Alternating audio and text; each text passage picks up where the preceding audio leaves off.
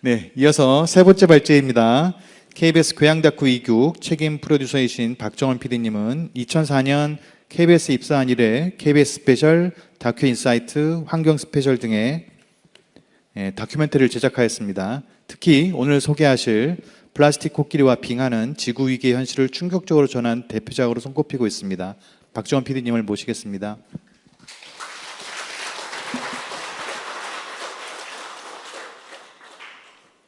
이렇게 귀한 자리에 초대해 주셔서 너무 감사합니다.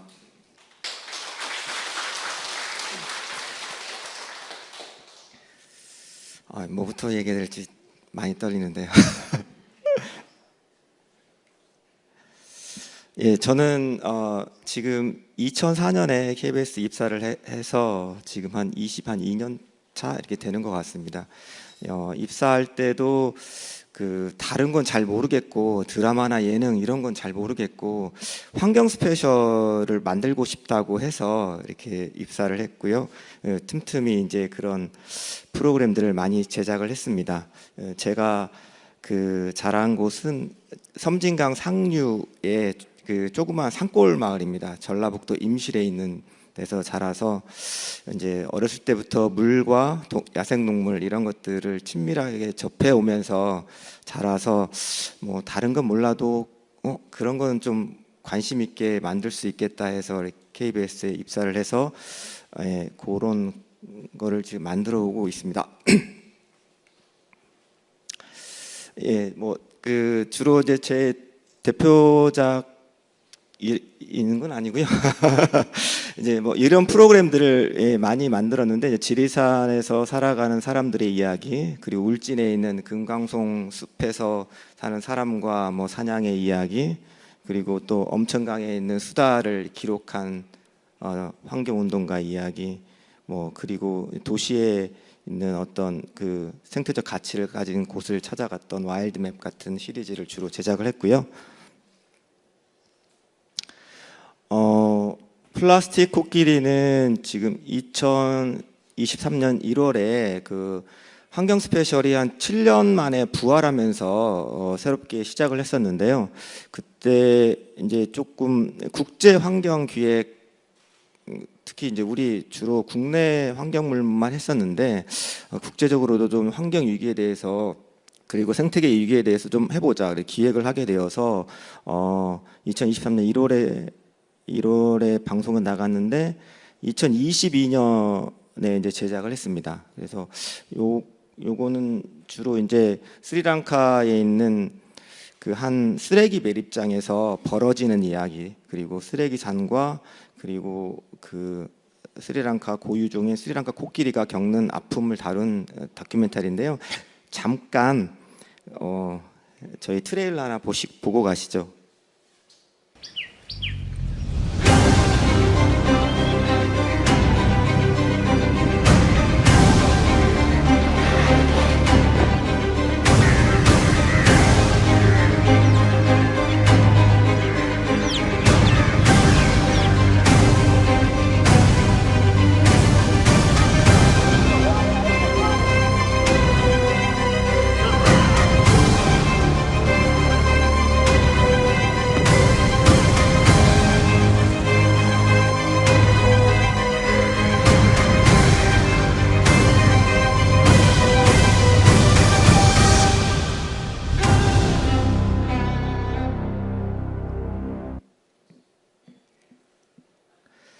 네, 여기는 스리랑카 동남부에 있는 암파라 지역입니다. 그리고 이 팔라카도라는 지역의 오픈 쓰레기 매립장인데요.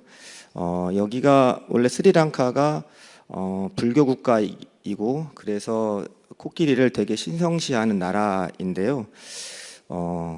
여기에서 이제 코끼리들이 주로 서식하는 산림 보호 지역에 이런 쓰레기 매립장을 만들다 보니까 먹이를 찾아서 오는 코끼리들이 음식을 먹고 죽어가는 이야기입니다. 그래서 이제 실제로 저도 이거를 외신을 통해서 처음 알았는데요.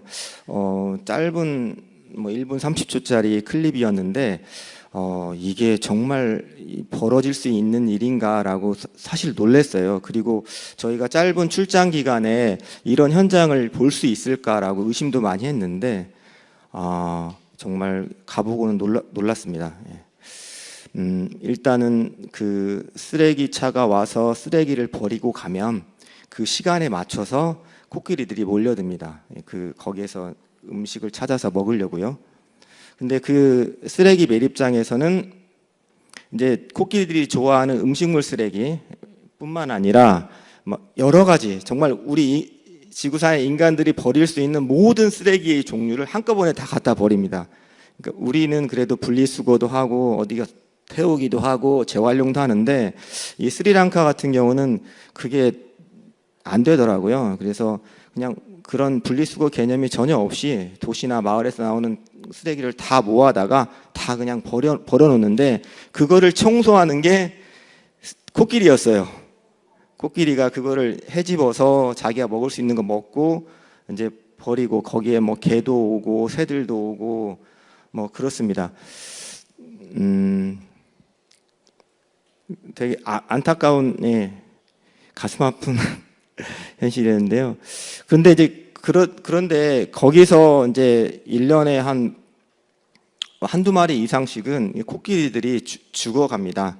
이제 그래서 코끼리도 사실은 이제 스리랑카 코끼리도 국제적인 멸종 위기 종이라서 보호를 받아야 되는 종이기도 하는데 그래서 야생동물 수의사랄지 이런 사람들이 활동하고 있음에도 불구하고 이렇게 죽어갑니다. 그래서 왜 죽어가는지 이렇게 부검을 해보면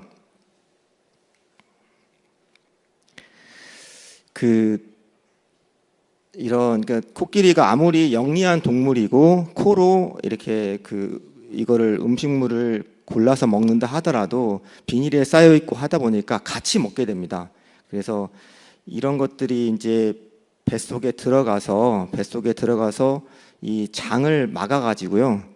장을 막아가지고 다른 거를 먹어도 영양 흡수도 안 되고 그리고 결국은 나중에는 이렇게 말라서 배고픈데 빼빼 말라서 이렇게 죽어가더라고요. 그래서 이제 어떤 사람들은 코끼리가 이렇게 위가 관이 넓어서 보통은 이제 이렇게 똥을 통해서 나오기도 하는데 그게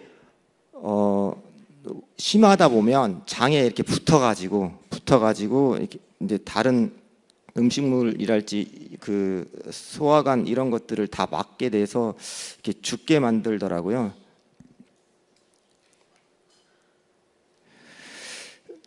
그런데 이제 또 문제가 있습니다. 뭐냐면은 이제 사실 스리랑카는 작은 나라입니다. 그런데 코끼리는 그래도 신성시 되는 동물이고 하다 보니까 여러 가지로 사람들도 이제 보호해야 된다고 생각을 하고 있긴 하나 그러나 이게 스리랑카가 동남아시아의 작은 나라이고 계속 이제 개발을 하고 농사를 짓고 뭐 이런 걸 하다 보니까 산림을 개발해서 논을 만들고 또 길을 만들고 그리고 쓰레기장도 코끼리들이 살았던 지역에 짓다 보니까 이런 코끼리와 주민들 간의 갈등이 많이 벌어져요. 그래서 해마다 이제 코끼리와 인간들이 충돌하게 되면서 많은 코끼리들이 죽어가고 또 사람들도 죽어갑니다. 그래서 코끼리들은 이제 원래 자기들 서식 지었을 테니까 논이나 밭을 이렇게 침범하기도 하고 또 정미소 같은 데 가서 쌀을 이렇게 훔쳐먹기도 하고 먹이가 부족하니까. 근데 사람들은 또 그런 걸 막기 위해서 불법으로 전기 울타리 같은 걸 만들어 가지고 막고 그러다 보니 코끼리가 저런 것처럼 죽고 또 사제폭탄 사실은 불법이긴 한데 이렇게 코끼리가 먹이로 이렇게 오인을 해서 먹으면 이렇게 입안이 터져가지고 더 이상 먹이를 못 먹고 죽게 되는 뭐 그런 현실들이 벌어지고 있었습니다.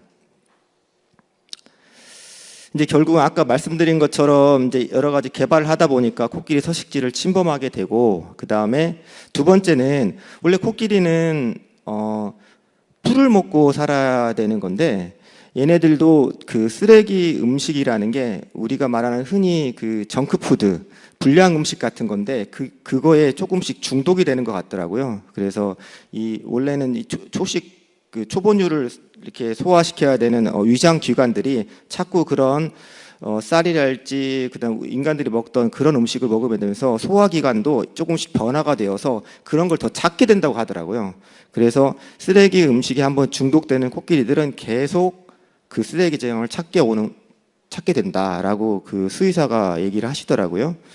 그리고 이제 그런 문제들이 사실은 뭐 최근에 벌어지는 일은 아니고 계속 이어져 와서 이제 이런 문제들을 해결하기 위해서 뭐 재활용 그 분리수거장도 만들긴 했는데 이게 거의 운영이 안 됩니다. 워낙 그 가난한 나라이다 보니까 이제 정부의 지원을 받아가지고 이런 걸 이렇게 설치를 해 놔도 뭐 잠깐 운영을 하고 결국 이렇게 운영할 수 있는 비용이 안 되다 보니까 분리수거도 못 하고 그래서 그냥 무용지물이 되어서 안타까웠습니다. 그리고 쓰레기장 주변에 뭐 이렇게 울타리를 이렇게 세워도 뭐 그 부서져도 고치지도 못하고 있고 그런 상황이었습니다. 예. 그리고 제가 두 번째로 관심이 있었던 거는 이제 인도의 쓰레기산 취재를 비슷한 시기에 갔었습니다. 인도도 아주 많이 아주 임금 밀집도가 높은 나라잖아요. 그리고 악명 높은 쓰레기산 때문에도 이야기가 많은데 그 인도 델리에 있는 쓰레기산이 이제 뭐 가지푸르 뭐 이런 예, 발스와 이런 매립지가 있는데 이미 뭐 20여 년 전에 용량을 초과해서 더 이상 뭐 그 매립을 할 수가 없는데 대체 매립지가 없다 보니까 계속 거기다 쌓아놔가지고 뭐 높이가 뭐 62m, 예, 엄청 큰 쓰레기산이죠. 그 도시 한가운데 그대로 있어요. 예. 근데 이런 쓰레기산들이 인도 전체적으로만 3천여 개가 된다고 하더라고요. 그래서 근데 이거를 해결할 수 있는 방법이 그쪽 환경단체들도 난감해 하더라고요. 이거를 자꾸 이렇게 파서 태워가지고 에너지로 만들기도 하는데 이것도 한계가 있고 태우다 보면 계속 그 뭐 대기 오염을 시킬 수 있는 유해 가스들이 발생을 하고 있고 뭐 그런 상황이었습니다. 그런데 이제 이게 그 쓰레기를 매립해 놓으니까 메탄가스가 계속 올라와 가지고 자연 발화되어서 1년에도 뭐 한두 번씩 계속 큰 화재가 나고 한번 화재가 나면 쓰레기산을 다 태워 가지고 그 주변 지역에 그 유독가스랄지 이런 대기 오염을 시키는 상황. 예, 그리고 또 비가 오면 한꺼번에 무너져 가지고 그 쓰레기산 주변에 사는 사람들이 다치고 죽고 하는 그런 문제들, 예, 이런 것들이 많이 벌어지고 있더라고요. 아마 계속 되고 있었습니다. 그래서 이제 주변에 그 보면은 강물이 정말 완전히 기름띠처럼 새카맣더라고요. 예. 그런데 이제 거기 가서 사람들 목욕도 하고 돼지들도 씻고 뭐 그래가지고 이게 사람 사는 곳이 맞나 싶을 정도로 좀 그랬고, 그 다음에 주변에 이제 가난한 사람들이 주로 쓰레기장 주변에 삽니다. 쓰레기를 주워서 재활용해가지고 그걸 팔아갖고 돈 몇 푼 해서 생활을 유지해 가거나 아니면 이제 인도 주변에 뭐 그 방글라데시나 파키스탄 이런 데서 온 이제 불법적으로 이렇게 들어와 사시는 분들도 이제 그런 지역에서 어렵게 생계를 이어가는데 이제 그분들이 가장 피해를 받고 있더라고요. 예. 그리고 이제 그 가지푸르 쓰레기장 옆에는 뭐 우유를 생산하는 젖소 농장들이 많이 있는데 이제 이 젖소들이 계속 그 환경 대기가 오염되고 뭐 하니까 이렇게 피부랄지 이런데 많이 좀 죽어가더라고요. 예. 그래서 이런 것들도 근데 거기서 또 우유를 짜가지고 예를 들면 뭐 다른 사람들이 또 먹어야 되는 상황이고. 그런데 또 그 사람들은 그게 아니면 생계가 안 되고 하는 그런 것들이 쓰레기장 주변에서 이루어지고 있었습니다. 그리고 인도도 이제 소를 되게 신성시하다 보니까 인도에 가보시면 이렇게 길거리에 다 소들이 그냥 이렇게 돌아다니고 사람들도 길도 비껴주고 하고, 그런데 거기도 분리수거 개념이 별로 없다 보니 곳곳에 비닐이랄지 뭐 이런 것들이 많더라고요. 근데 그거를 그냥 또 소들이 지나다니면서 야생동물, 원숭이도 마찬가지고 이렇게 먹는데, 그래가지고 이게 그렇게 아파서 쓰러지는 그 소들을 또 보호하는 뭐 쉘터 같은 데가 있었거든요. 근데 그런 데를 저희가 좀 취재를 했는데, 이게 보니까 이렇게 만져보면 이게 안에 비닐이 들어있는지 안 들어있는지 안다고 하더라고요. 그래서 배가 되게 빵빵해가지고, 예, 이걸 당장 수술하지 않으면 죽게 생겼구나. 저희가 그 수술 현장을 취재를 했는데 3시간 동안 했습니다.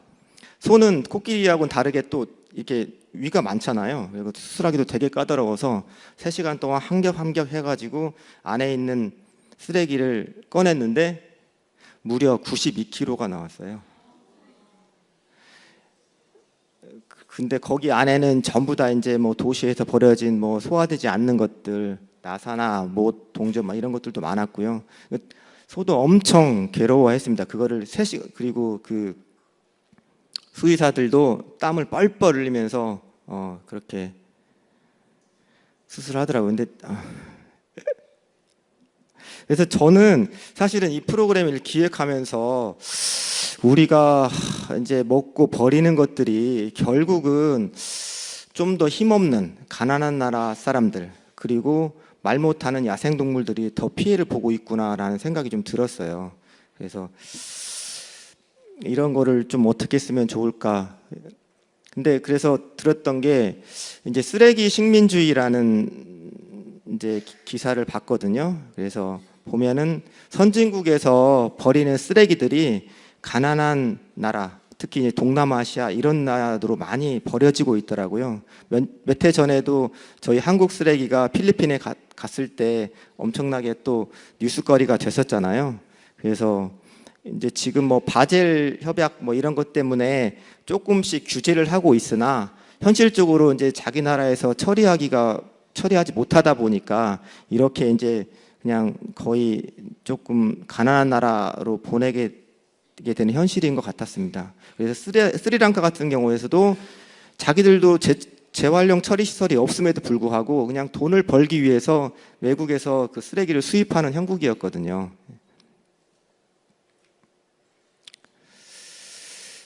네, 근데 거의 시간이 다 돼서 이거. 하나는 이제 저는 그 작년 2024년, 네, 작년에 그 방송에 되었던 대기획 빙하라는 프로그램이 있는데요. 우리가 지금 지구 위기를 얘기할 때 빙하가 많이 녹고 있다. 빙하가 어떻게 지금 우리한테 영향을 미치고 있는가라는 걸 그 다룬 다큐멘터리였습니다. 잠깐 시원한 그림 보시죠.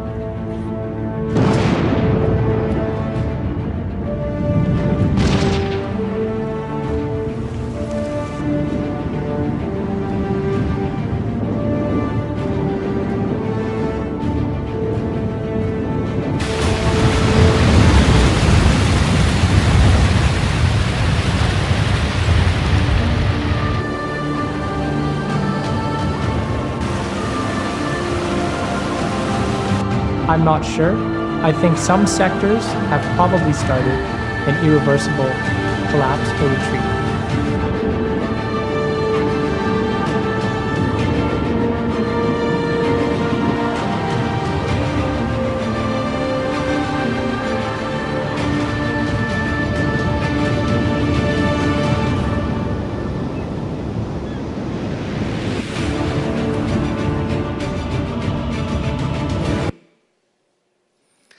네, 빠르게 지나가겠습니다.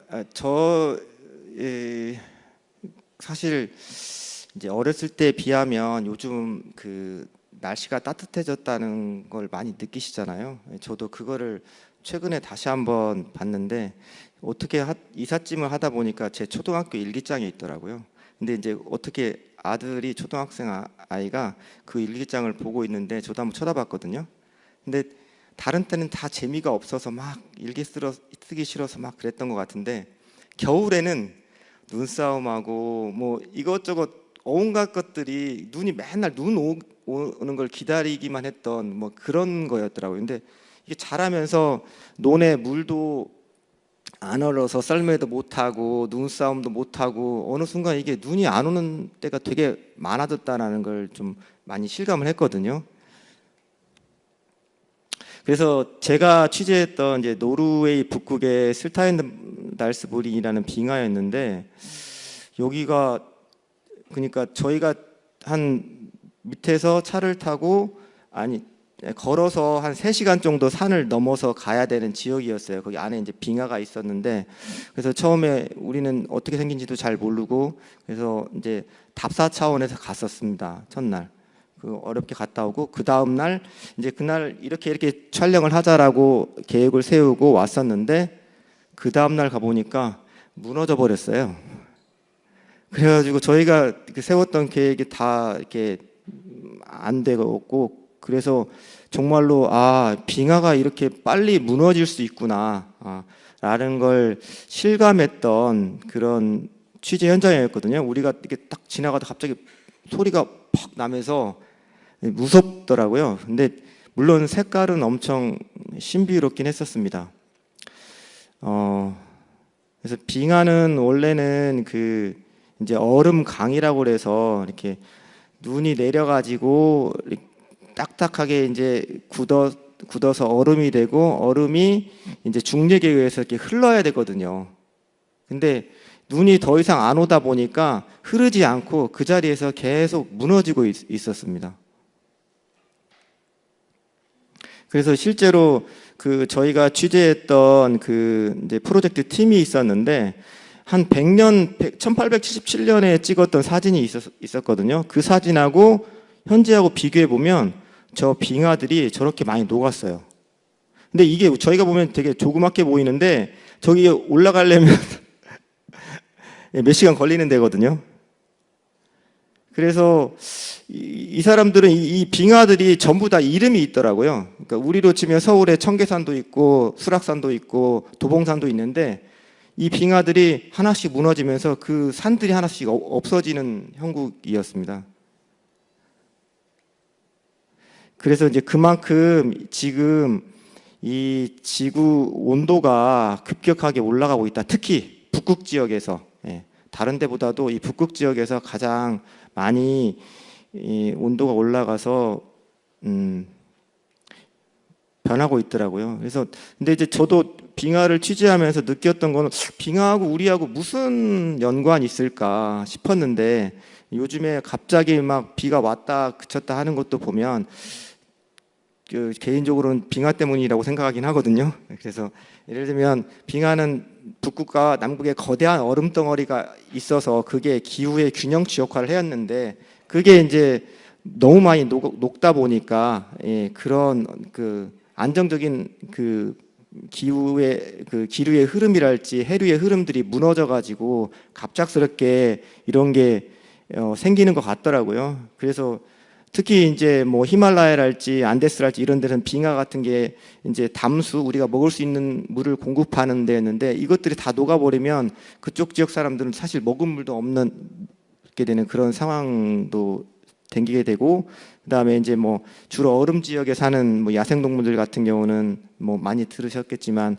뭐 북극곰이랄지 뭐 저런 물범이랄지 얘네들도 이제 어떤 생태계의 변화를 해야 되는데, 생태계 변화에 적응을 해야 되는데 너무 빨리 변하다 보니까 적응할 시기가 없어지는 그런 상황이 생기고, 계속 이제 해수면 상승도 조금씩 이루어지고 있는 상황이고, 이렇게 빙하가 많이 영향을 미치게 되더라고요. 이건 또 너무 길어지네. 아무튼 사실은 지구가 46억 년의 역사를 가지고 있어서 거대한 빙하기와 간빙기를 주기적으로 이렇게 바꾸어가면서 변화를 해왔는데, 그게 이제 뭐 예를 들면 지구가 태양을 도는 반경이 꼭 똑같은 걸로 돌지 않고 약간 타원형으로 돌고 있고, 자전축도 23.5도가 아니라 뭐 24.5도까지 왔다 갔다 하고, 그리고 뭐 세차 운동이라서 이렇게 일정하게 도는 게 아니라 뒤뚱뒤뚱 돌고 하는 뭐 이런 것들 때문에 이제 햇볕을 받는 양에 따라서 빙하기와 간빙기가 이루어지는데, 이게 이제 잠깐만요. 그런데 이게 이제 저희가 아까도 우리 앞에 분들이 다 말씀해 주셨듯이 이게 지금 이상하게 너무 급격하게 올라가지고 이 규칙성이 깨져버렸어요. 그래서 인류가 이제 여기에 어떤 적응할 수 있는 시기가 지금 지나버린 것 같다는 생각이 좀 들거든요. 그래서 이제 지구가 이렇게 변화를 하면서 여러 가지 생물들이 나타났다 사라졌다 하고 인류가 나타났는데, 지구는 분명히 이제 또다시 어떤 그걸 회복할 거예요. 왜냐하면 빙하기와 간빙기를 거쳐서. 그런데 아마 우리 인류는 사라질지 모릅니다. 근데 그 사라지는 게 언제냐? 이게 아마 우리가 어떻게 지금 대응을 하느냐에 따라 달라질 것이다라는 생각입니다. 감사합니다.